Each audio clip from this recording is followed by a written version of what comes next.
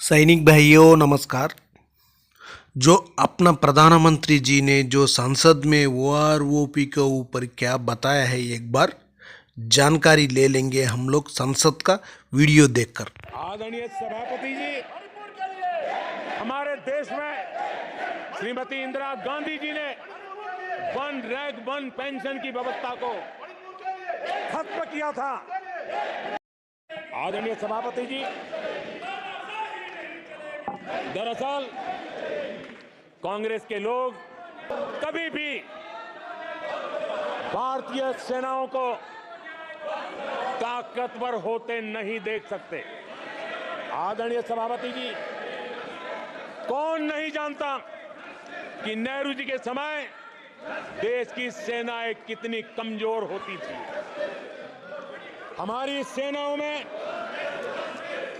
कांग्रेस ने जो लाखों करोड़ों के घोटाले किए,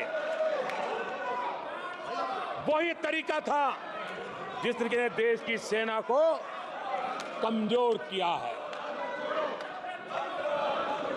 ये देश की सेनाओं को कमजोर किया।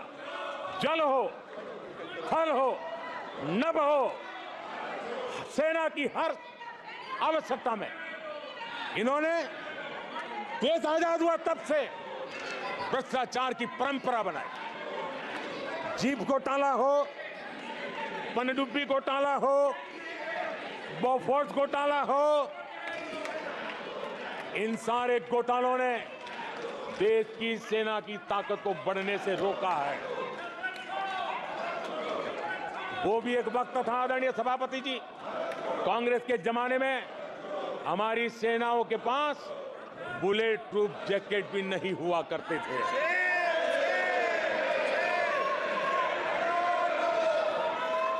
सत्ता में रहते हुए देश की सेना को तो बर्बाद किया ही किया, उसको कमजोर किया ही किया, लेकिन ये कारनामे विपक्ष में जाने के बाद भी चलते रहे। विपक्ष में जाने के बाद भी सेना को कमजोर करने के लगातार प्रयास होते रहे। जब ये कांग्रेस सरकार में थे तो फाइटर जेट नहीं लिए, और जब हमने कोशिश की तो कांग्रेस हर तरह की साजिश पर उतर आई। फाइटर जेट एयरफोर्स तक न पहुंच पाए, इसके लिए साजिशें की गई। और आदरणीय सभापति जी, ये बालक बुद्धि देखिए कि राफेल के छोटे छोटे खिलौने बना करके उड़ाने में मजा लेते थे, देश की सेना का मजाक उड़ाते थे। अध्यक्ष जी, कांग्रेस ऐसे हर कदम का, हर रिफॉर्म का विरोध करती है जो भारत की सेना को मजबूती दे, भारत की सेना को मजबूत बनाए। माननीय सदस्यों, सभा की कार्रवाई माननीय प्रधानमंत्री जी के भाषण तक के लिए बढ़ाई जाती है और सभा की कार्रवाई सारी कार्रवाई पूरी होने तक बढ़ाई जाती है। आदरणीय सभापति जी, समय देने के लिए और समय का विस्तार करने के लिए मैं आपका हृदय से आभार व्यक्त करता हूं। आदरणीय सभापति जी, अब कांग्रेस के लोगों को ये पता चल गया है कि हमारे नौजवानों की ऊर्जा, हमारे सैनिकों का आत्मबल ही हमारे सशस्त्र बलों की सबसे बड़ी शक्ति है। और अब इस पर हमला करके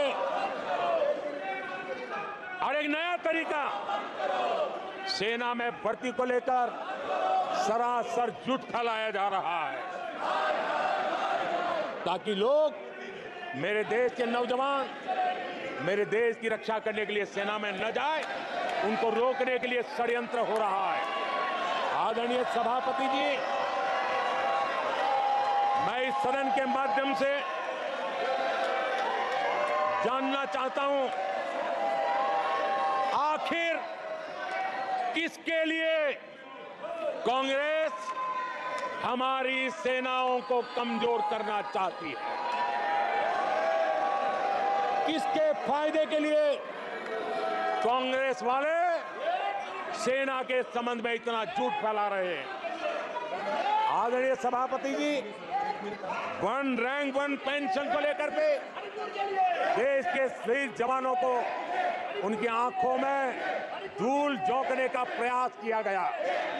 आदरणीय सभापति जी, हमारे देश में श्रीमती इंदिरा गांधी जी ने 1 रैंक 1 पेंशन की व्यवस्था को खत्म किया था।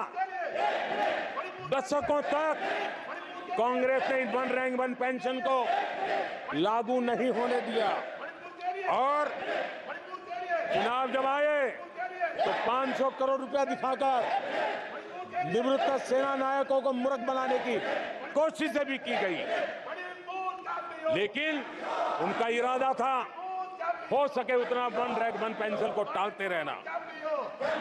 एनडीए सरकार ने 1 रैंक 1 पेंशन लागू की और आदरणीय सभापति जी, भारत के पास संसाधन कितने ही सीमित क्यों न हो, लेकिन उसके बावजूद भी, कोरोना की कठिन लड़ाई के बावजूद भी 1,20,000 करोड़ रुपए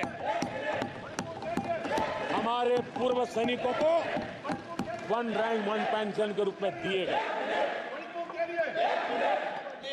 सदस्य प्लीज